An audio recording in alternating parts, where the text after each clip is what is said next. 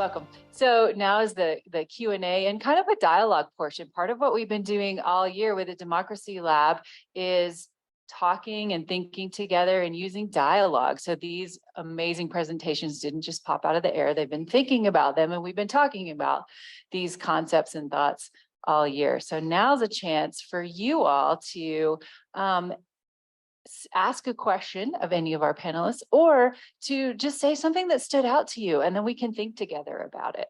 So either one of those options. And if you want to raise your hand, I will jump around with the microphone, and then these folks can pass the other microphone. How's that? Yeah? Okay. So I know you all have great thoughts because this was so inspiring. Yes, something that stood out to you, or a question that you have. Yes, right over here. I'm gonna walk over here. Here we go. So Nicole, you were introduced as a feminist killjoy. Can you talk about that? Yeah. Yeah, so the feminist killjoy situation is a reference to the theorist Sarah Ahmed, who was very important in my graduate study. She talks about the concept of the feminist killjoy as being the one in the room who refuses to laugh at jokes that aren't funny, who refuses to basically stay quiet while misogyny and sexism get perpetrated, and expand through like the daily everyday interactions of people in a system that we have. So yeah, the feminist killjoy is the one who refuses to laugh, and the one who stands up and says, no, that's not funny, and it's in fact inappropriate for you to say something like that, and it kills the joy that is not good for people. Thanks, Sally. Nicole's my sister. I already She was a planet. knew what Sorry. the term meant, but I think it's cool, so I wanted everyone to know what the term meant. Thank you. Okay, who else? I'm trying to make it so this microphone works. There we go. Over. Probably won't need a microphone for a room this big. And while acknowledging that nothing is non-intersectional with race in this country, in your remarks, and especially in Dr. Connolly's address, the right wing seems perennially, but especially these days, super obsessed with bullying around sexuality. And I'm wondering what anyone sees as the reason and the genesis for that emphasis.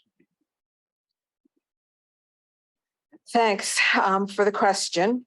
It's a good question. And it's really hard to understand motivations of some things that are incoherent. And honestly, again, okay. So, I'm going to kind of back up and tell you. So, that I just retired and I moved to Buffalo, New York. And so that's why I was watching everything, right?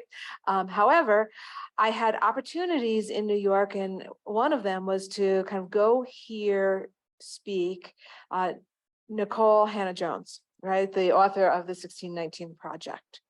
And I'm mentioning that because she was asked a question somewhat similar to yours.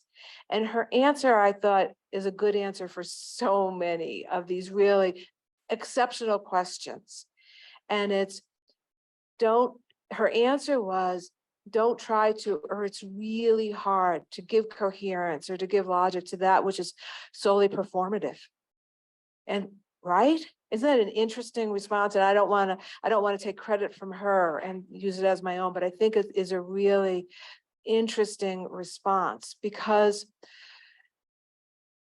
I would say in the legislature a couple of years ago, we saw, I would say, kind of equal attacks, if you will, kind of on gender, and that was regarding UW before trans, but it was also in relation to critical race theory, right? And so you had your anti-CRT kind of bills coming up as well. We are not seeing them in the same way right now. And the reason, I think, is because they can win on the sexuality, on the anti-trans kids. And I hate to say it, but I do think it's because it is a quote unquote easy victory. that the notion, and again, my colleague who I adore, right, the recognition that how many competitive kind of trans kids do we have in Wyoming schools? You know, a few, right? Why has this gotten so much attention, right?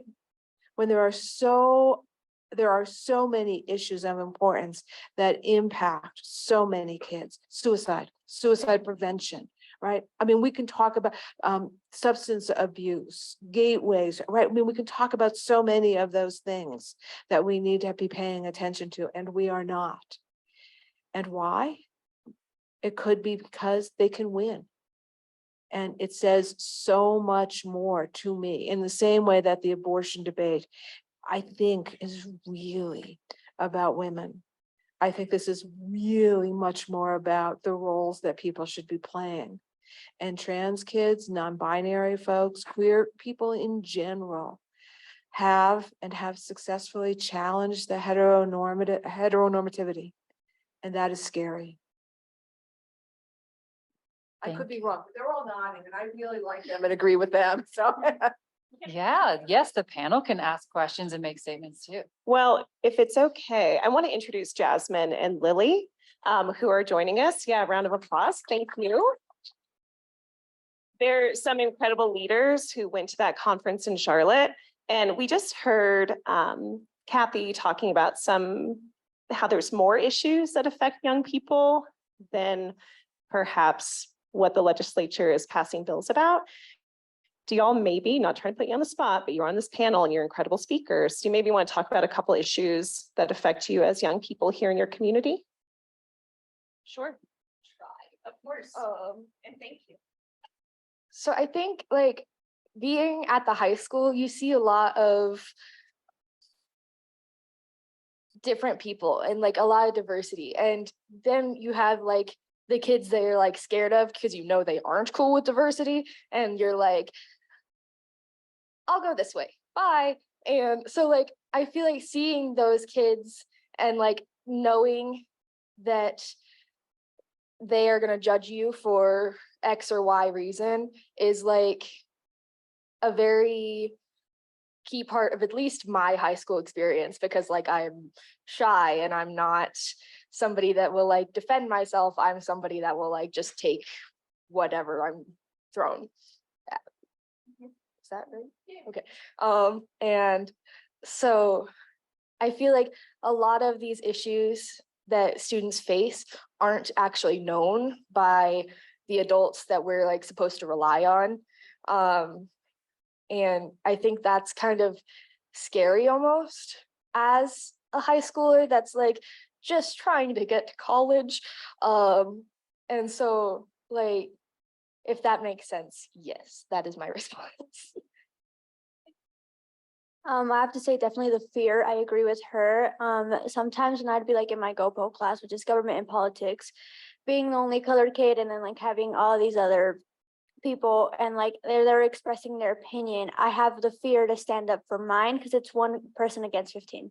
And it's definitely the fear, I have to say. Or same thing like when we talk about bills being passed like gay marriage, this and that, people will also like disagree with it and like you want to stand up for it, but how am I going to stand up for it if it's only 1 against 15? Like my voice will be not heard and I won't be able to stand up. Like I can try, but getting the message out there and trying to put my point of view out there is little compared to theirs because they outnumber me.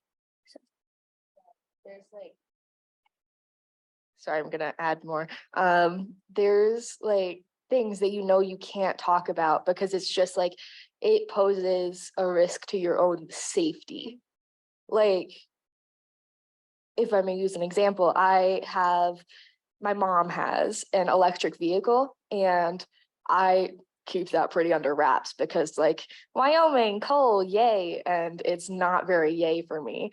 And so I get scared that people will be like, oh, you're not supporting Wyoming's #1 economy and you're not being a proud Wyomingite because you have this electric vehicle and because you're against coal and oil. And so I think like a very serious part of me is having to be hidden because of my own like physical safety.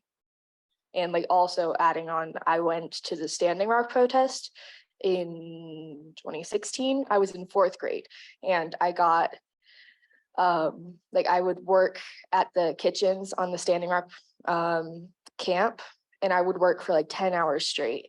And it was like the joy of my life. But coming back, I was like, let's not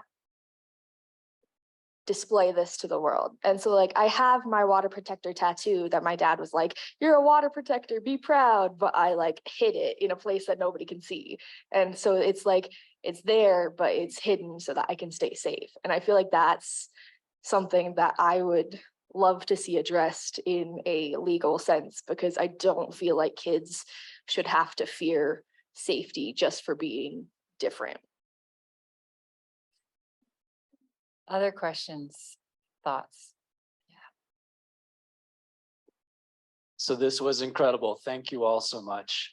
When I think of the Democracy Lab, I think of a mad scientist with bubbling beakers and test tubes and using different chemicals in different ways. And one of the things that I see in all of these discussions is the power of imagination and creativity and thinking about things from different perspectives, whether it's the intersection of democracy and homeless, or turning a concept like an echo chamber into something that's positive, or taking the voices of people who have gone through something and turning it into powerful poetry, or finding the ways to bring the voice of youth to the fore, or making these incredible connections between the importance of work and our own personal stories.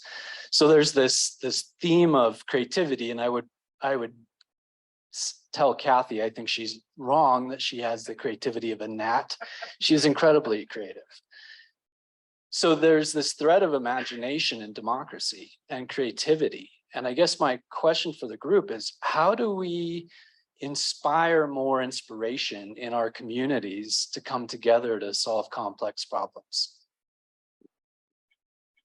I love that. Inspire more inspiration. Yeah, I think pay them. Like make it possible for people to put aside the time to really get creative and make art. I think because we see creativity and art making as an enjoyable experience, we think that that is compensation enough, but that ultimately like radically undervalues the work that goes into that. And I think that it pushes to the fore like all of the things that we find monetarily valuable, like collecting statistics and data and writing reports, and those things are valuable, but we need to be able to get the creative arts also into that sphere. And I will say, in future iterations of this project, I would like to pay my interviewees. And Autumn is here today also, one of my interviewees, to speak if anybody has any questions for her. But yeah, I mean, that's just my instant reaction. I'm interested in what other people have to say as well. Yeah. I will fully say that this is one of my biggest passions in life, is to get this community connection and have that inspiration in others. And I think the biggest thing is not to have your connection to your community in its own silo. So I have had a unique opportunity to be able to bring my volunteerism, right, in this type of community into work with the Democracy Lab, work with my research, and be able to connect friends and family into these organizations as well. So if you're passionate about something that happens in the community, don't let it stop there, right? Bring it into your workplace, bring it into the school, bring it into places of worship or wherever you're at. Okay, like you are still a voice that can continue to echo and amplify the missions of those community members. And I agree that sure, compensation could probably help, but really the things that we value the most in life are the things when we help others, serve others, help bring up others, from the lowest points of their life. And all of us can do that in this room in one way, shape, or form. Some of us are more innately like have that community connection that can talk to others. Some might, their capacity might be in, bookkeeping or inventory in a hygiene pantry, whatever it is. Your skill set can still be contributed into these organizations in one way, shape, or form. And just don't keep it in that little space, right? So you have the power, we all have the power to kind of keeping those messages and those things going that way. So I mean, all of us, even by being here today, have put a little seed in your noggins about the things that we're doing, and you can take those seeds and run with them. So we will have the opportunity space to keep those going. So yeah.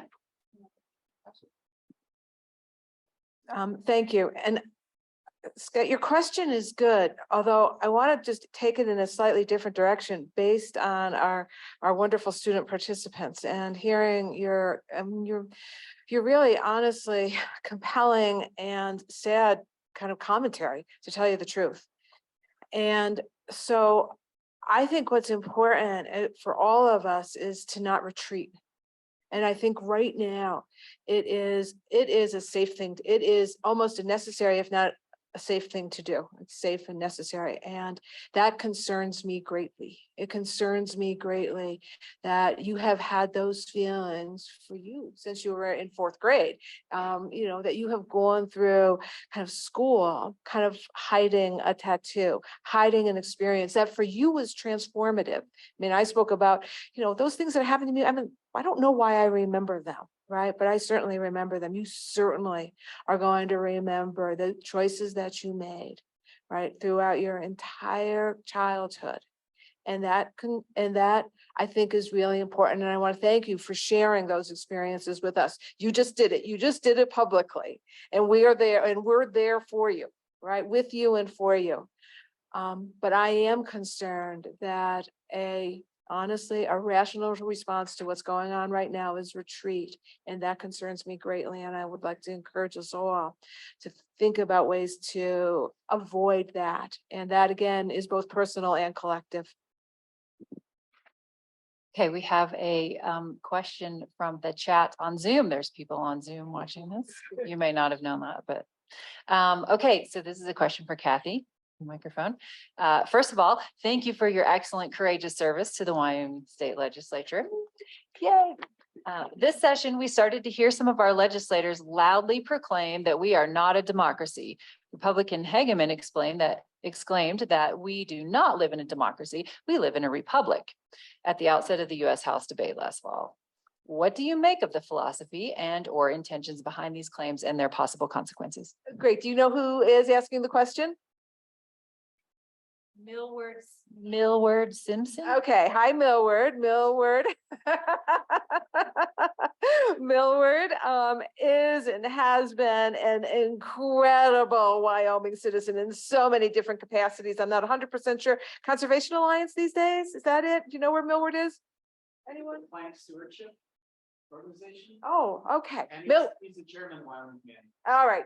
Millward, I have had the same question as well. And I have literally asked Republican colleagues, why in God's name are you saying this these days? And adamantly attempting to correct others when they kind of use the word democracy as if it's a naughty word. I've never gotten a good response. Someone once kind of joked, but it wasn't really a joke, that they think it's too close to Democrat, and calling us a representative republic is closer to Republican. I don't know. But the reason that they give is that democracy, so the reason that they give is that the belief that democracy means everyone votes all the time, and we just don't do that, that we have representatives. And we have a republic, right? And a republic where in this case we have states, right? And states can operate independently outside of a federal government, and that's what makes us a republic. All right, so I've heard that one too. And there's one other that I've heard. And this one doesn't make sense, and not that any of it has to make sense, but this one is about that what is it that a representative is to do? Are you to be a trustee or a delegate of the people, right? And those are kind of important kind of concepts, poli-sci concepts, that a delegate means that you are to do what your constituents say, as if you can go out and like get a kind of a vote on whatever the issue is, right? And then you're a delegate, right? You are kind of voting the will of the people. A trustee, on the other hand, is somewhere where you are elected and you have the public trust, right, to take in all of the information and to do what is best for your constituents. And that is part of the difference between democracy, where it's individuals, and a representative republic. Harriet Hageman had one other thing, which was that a democracy could take away your individual things, and in a representative republic that couldn't happen. I didn't follow that one at all, for those who had heard it. All right, Mo, those are my ramblings. Anybody else hear anything? Yeah, okay. Yeah, I just wanted to add one small thing. I think regardless of what we call our government, we can care about democracy in our daily lives. So like we can think about how we can have democracy or democratic relations and commitments to equality at work or at school. And I think if we're continually working to improve the social conditions in our ordinary spaces, hopefully that can also have some ripple effects up into the government as well. Thank you. Other questions? Yeah. This is a question, oh, it's much louder this time, for Tennessee. So have you ever interviewed like a manager about their thoughts on democracy in the workplace? I'd be interested in like what their thoughts are, informed by your interviews of like just regular employees. So this is those first 5 interviews are the first time I've had this particular slant on talking to people about their work and their voice at work. Like previously in the Hudson Valley and Brooklyn and Portland, it was more about how people value their work, and in contrast to how they think it's valued. And in all honesty, there aren't a lot of people in the jukebox, and they have power, but they're not necessarily in traditional positions of power. The only person that kind of fits that description, we interviewed a lawyer, and we really had to like kind of fudge the math so that he could say more than a couple words, because he made so much money that in reality he would talk for 3 or 4 seconds. And then we were like, okay, well, maybe we could deduct your mileage to court, and deducted some more stuff and got him to about 20 seconds so that he could say a full idea.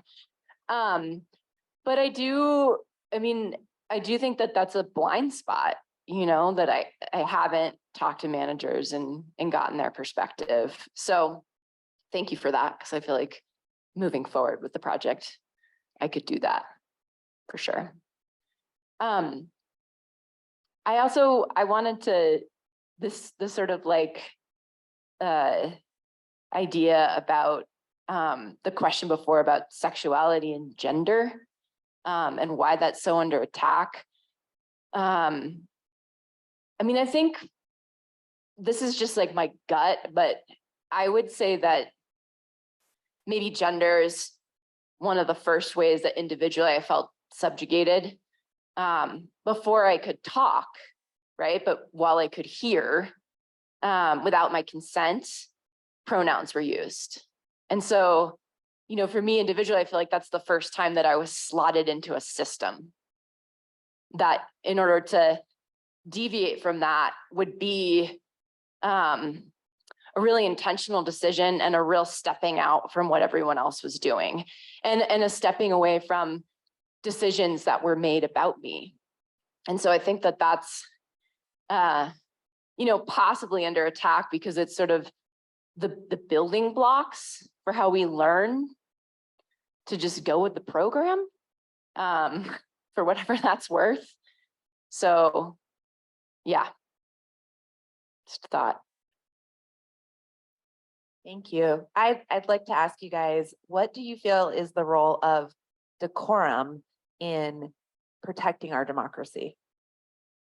Can I ask you just to define decorum? Yes. Actually, I don't know. That's why I'm throwing it out there.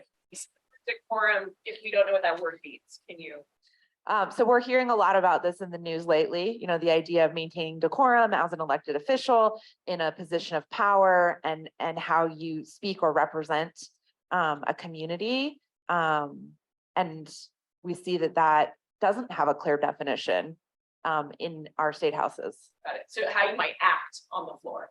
Yeah, but I'd throw it out to a broader context to all the work that you guys are doing in terms of, you know, is decorum something you think about through the lens of your projects? So I might be taking this in like the wrong context, but when we were at our conference, I know one of our teammates was like really concerned about how we present Wyoming, and like she wanted to present Wyoming as best as she possibly could. And in doing that, we had to like get together as a group and a bunch of high school girls and guys, like that's drama. But we had to like get over all this drama in order to use decorum. I might be using that wrong. In order to use our decorum to represent Wyoming well. And like that was a very genuine concern we had while planning this presentation. Like, how do we use our words and our statements in order to get our point across in the most beneficial way?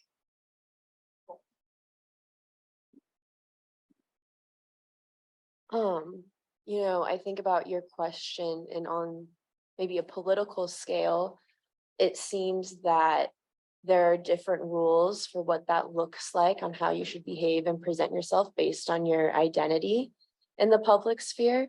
And also in politics, I don't think this is anything new, but you know, it tends to reward sensational and outlandish behavior, right? That catches attention, which is valuable politically. But on a more community scale and individual scale, particularly, this is something Nicole and I talked about, when women and people who maybe identify as a more marginalized group, when they're presenting their stories, the line that you have to kind of walk in order to be heard and respected and understood, and what decorum looks like in that scene, is almost impossible. And so kind of on this large public scale, there aren't any rules, and certain political players, specifically if you're like an old white man, you can kind of behave however you want to, and there aren't a ton of consequences for that.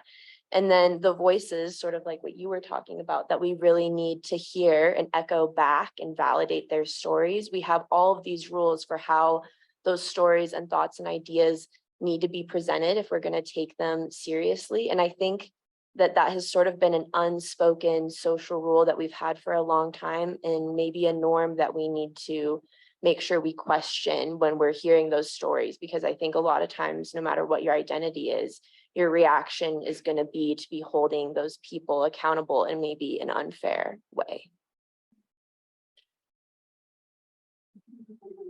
Yeah, I wanted to echo that and say that I think of decorum as often the rules and norms of cisgender straight white men. The scholars that I'm drawing on for my work often call attention to the injustice that happens when marginalized identities try and speak up. And they describe this as an epistemic injustice. So it's a harm done to them as knowers. And the result of that is that these people coming from these backgrounds feel like they can't make the contributions that they would like to make in order to live in a more just society. And I guess in thinking about echo chambers, I'm trying to get at what gets repeated a lot today, that our discourse is too polarizing.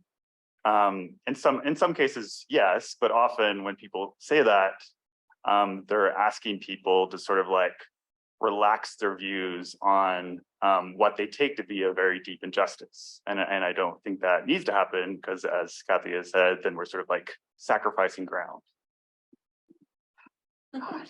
We could talk about this for forever, right? I mean, so one of the, I just noticed that everyone very politely handed the mic down, right? I mean, following invisible rules of decorum, right? I mean, we just all did and will, kind of thing, kind of based on respect, and right? I mean, it's not something new. I mean, we've talked about notions of civility for forever too, right?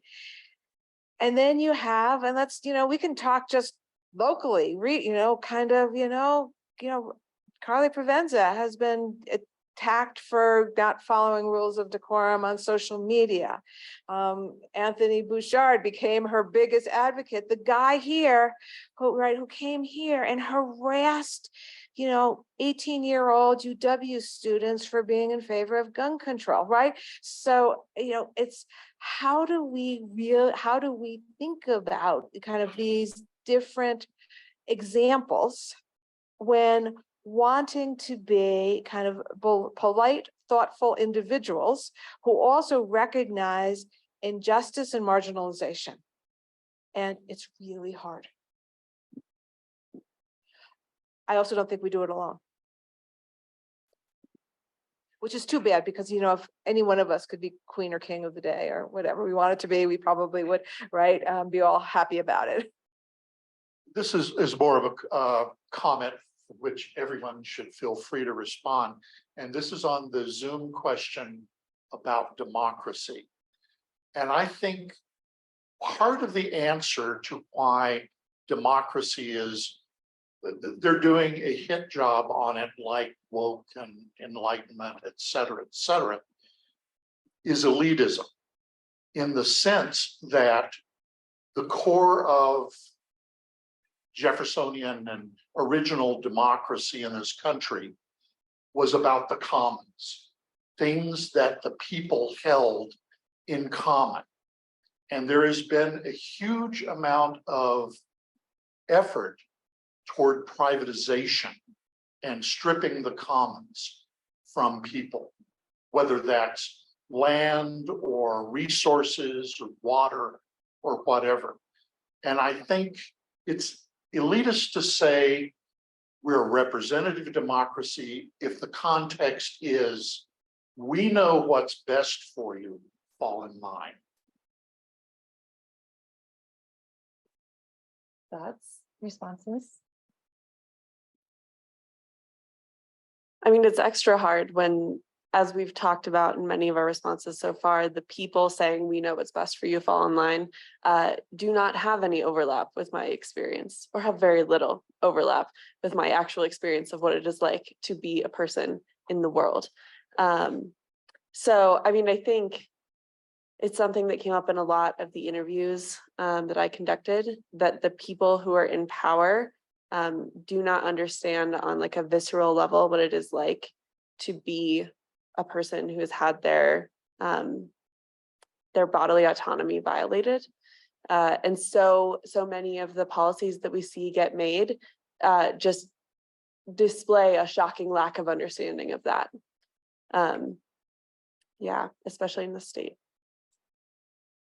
If I can add something to that, I would also argue that a lot of people who are in power rely, if they want to maintain their power, it relies on people not finding common ground and common resources and common themes throughout their own individual life stories. I think if you look at the foundation of this country and how power was created and maintained, a lot of that was dependent on people, the common people, not getting together and realizing how much they have in common.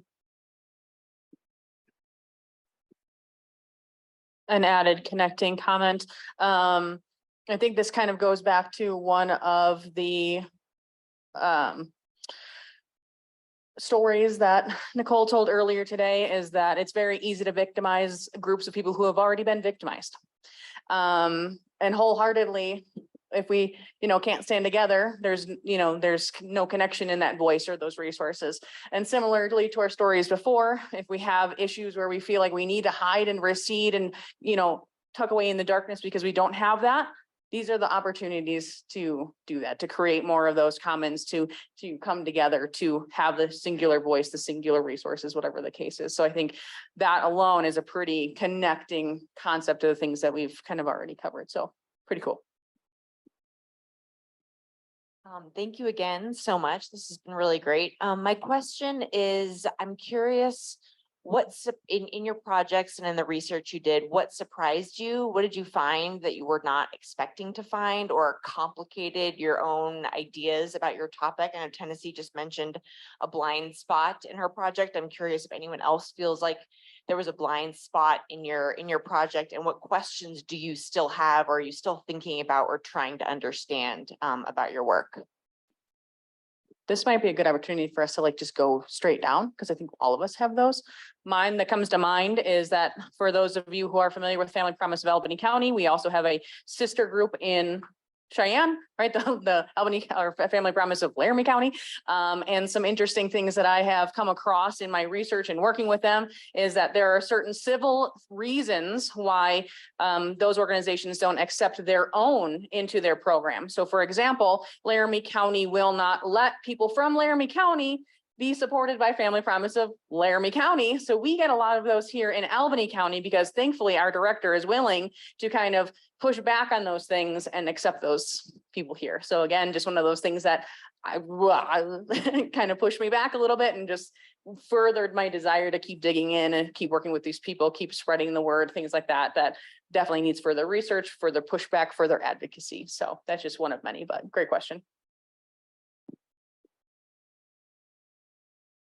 I guess I would like to share a concept that I recently learned about when Nicole shared a video with me from one of her favorite YouTubers, the trends activist ContraPoints.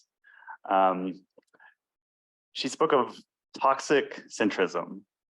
And that helped me recently think about my own project and thinking about people interested in echo chambers and filter bubbles and silos and polarization, and arguing that we need to overcome our divides. And I agree, like sometimes that definitely does need to happen so that people can work together to solve social problems. But if it becomes like finding neutral ground and forgetting about injustices and just like shaking hands for the sake of shaking hands and feeling like brotherhood or brotherly spirit and ignoring injustices that are happening, then I think you do arrive at a place where the centrism becomes toxic. Yeah, I think that for me, in an interview with one of my later interviewees that happened last week, so I didn't get the chance to turn it around into a poem for the presentation today. We were talking about, and also this came up when Tennessee interviewed me, which I also didn't get a chance to put in the presentation. Thank you, Tennessee, for interviewing me though. Was this idea of like organization and how we can get together as people who have been harmed and like use our collective power to do something, that we get so siloed in some types of survivor advocacy where it's focused by necessity on the individual points of harm and the individual sort of crises that arise. But what do we do when we care for people in those moments and we get past that and we get people to stable places, or we help people to start their healing or any of those things? Like, what is the next step and how can we organize as survivors to fight back? And I think that it's not an institutional priority for a lot of organizations that help survivors because they're really just trying to solve the right now crisis. So yeah, I'm thinking a lot about what to do when the right now crisis has passed, and what to do for all of the people I never want to become survivors. So I like to metaphorically and here physically give the mic to young people anytime I can. So I would love to reframe this a little bit for y'all of what were some of the challenges that you encountered when you got into a room with young folks from rural communities to talk about your hopes and your visions for your own communities, some of the challenges that you face, and just what that process was like for you. I have to say, sometimes when I wouldn't have like the same mindset they did, I would look at their perspective and try to understand where they're coming from and just grow from that and see where am I coming from, and just reflecting on those two mindsets and trying to bond, because at the end of the day, we were all working together. I don't want to argue with anyone I'm going to work with, but just like also that like me giving myself the ability to like see and change my mindset if I wanted to, and like helping them do the same thing so we could both see clearly both sides and where we both are coming from.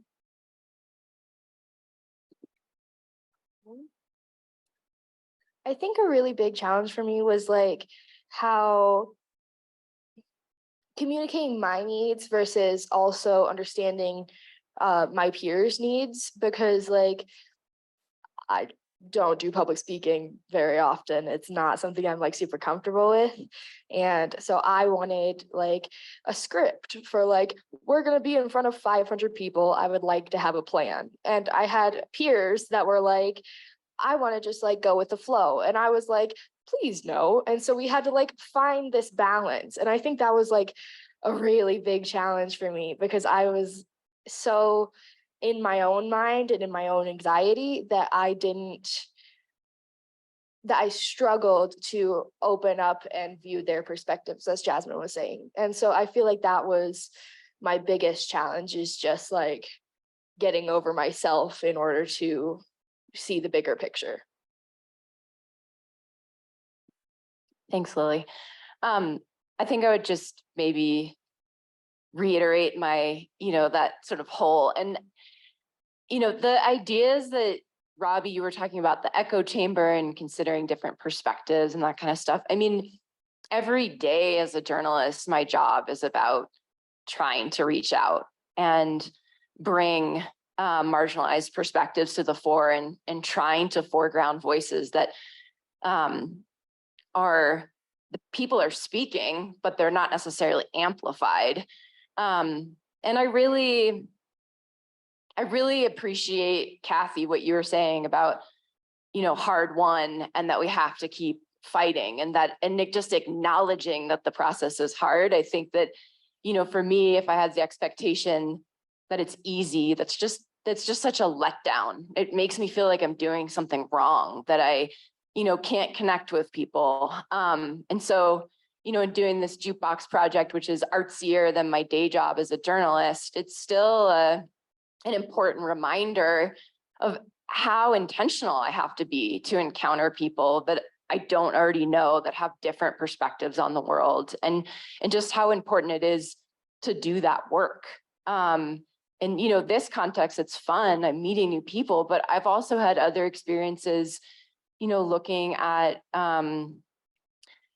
Aubrey, you brought up, juvenile justice in the context of your work with Jasmine and Lilly and the other students. And, that's a thing that we know is a state that impacts lots of young people. And it's something that I've worked on for years. And yet finding the folks that are directly impacted by that really suffer because of the system that we have, they're hard to find. And in some respects, it's, I think, they're beaten down and they're told that their perspective is not important. And so that inspires me to work extra hard to find them. But I think, it's just important to remember that it's not easy, that it is hard, but that it's worth doing that.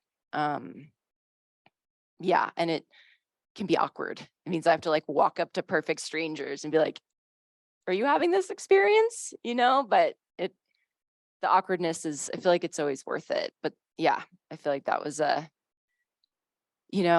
surprise, like an important reminder to try. So, first of all, I think I'm just so grateful that a lot of you took the time to be very vulnerable in how important democracy is to you in your specific situations. And it's something I think about a lot as somebody who's, a very wonderful non-binary person in the great state of Wyoming. But I guess as we were talking about decorum, I want to ask if there is a place for rage in the preservation of democracy. Because I've heard time and time again that my rage is unnecessary. And I know you all have equal parts rage in your own circumstances. So where does that belong in this picture, I guess? I think that you have to be heard.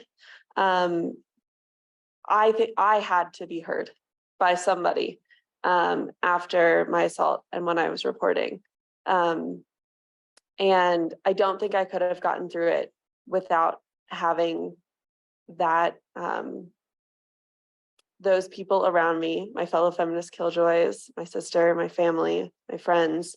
I just don't think I could have gotten through it without having a place to really say how furious I was. Yeah, I don't think it's any deeper than that. I just think that you have to, I think I had to be heard. I had to have that platform. Just adding on to what Nicole said, I think that anger can be a really useful catalyst for taking action, as opposed to other feelings that you might feel about a personal or systemic injustice, whether that's sadness or discouragement, feeling despondent. When I think about anger, I think about it as fuel for taking action. And I think that's a really necessary part of moving forward individually and collectively. Salem, first, I think that's such an incredibly provocative question. Boy, and Nicole, I'm going to disagree with you, but only on a beginning level, which is where you said, yeah, you started by saying, yes, I think there's a place for rage. And there was a part of me that had a visceral reaction of it shouldn't have a place. Rage exists outside of places, and I don't want to contain it. Right. And so to me, a place is a containment, and it shouldn't be contained. Love shouldn't be contained either. Right. But I mean, so I could talk about a lot of emotions, but when you said it has a place, and it's like, I don't want it to have a place. But then I thought about Trey's question, right, about decorum. Right. And so what we've seen some in the national politics right now, where rage ended up on is it Tennessee floor, where was it the Tennessee House floor, where you had representatives with a microphone that were supporting some kind of vulnerable populations, and then they got tossed off of the floor for violating decorum for some real important issues in rage it was going to backfire. And hurt their movement. And then there becomes do you hurt? Do you help?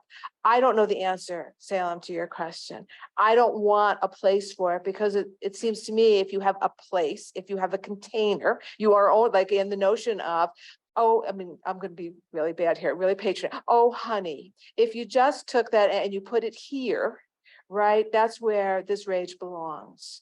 Right? You made the mistake of putting it here or here or here, but what you really needed to do is this. So it's either suppression or it has a place.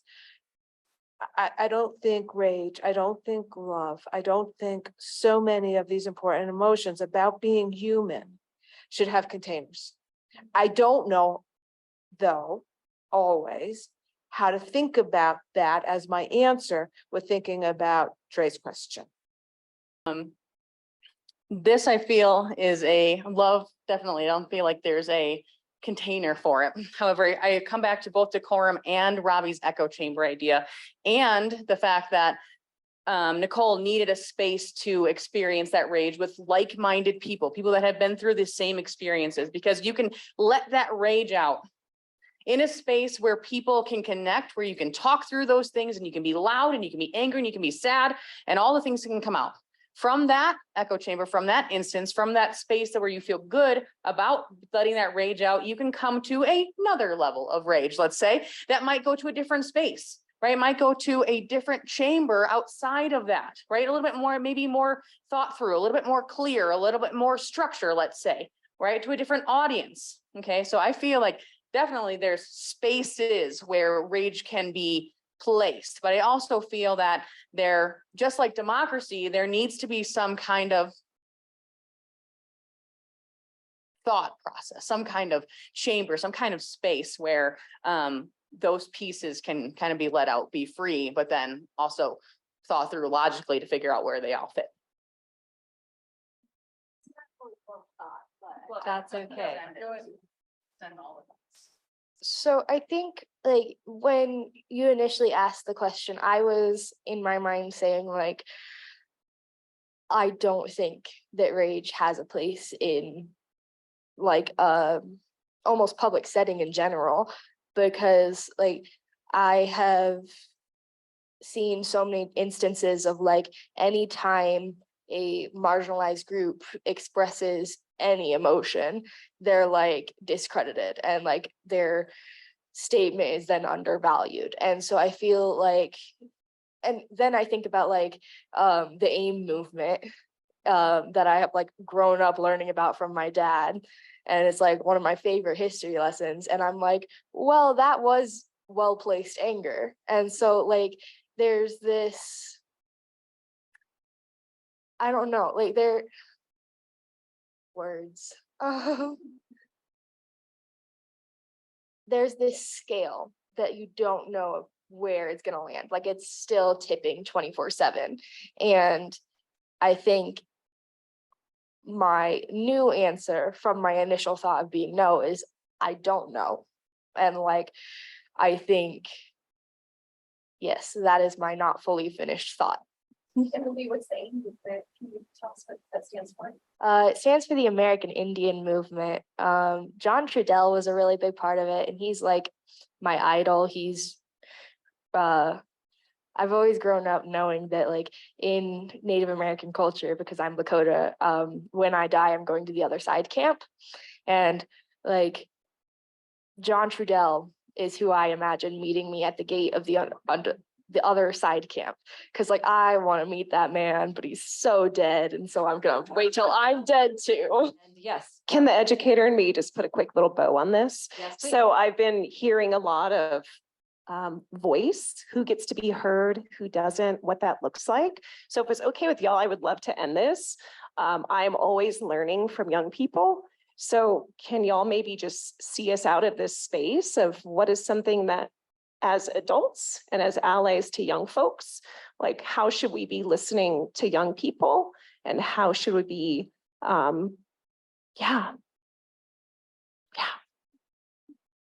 So lately I've been invited to a lot of conferences and speaking with a lot of teachers. I got to teach teachers how to be good and open to their students. And I think definitely having those opportunities out there, you guys are willing to listen, you guys are willing to change and seeing our perspective. So I would say like I'm thankful for that. And like thank you guys for being here and like also like listening to me, because I know it's becoming more common now, thankfully, listening to younger voices. So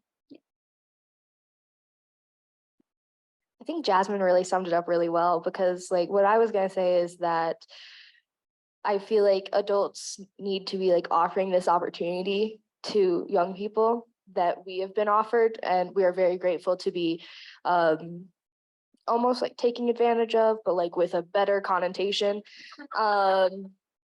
because I can't think of a synonym.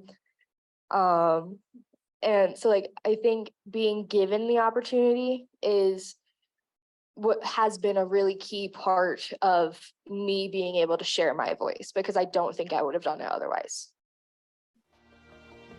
Thank you.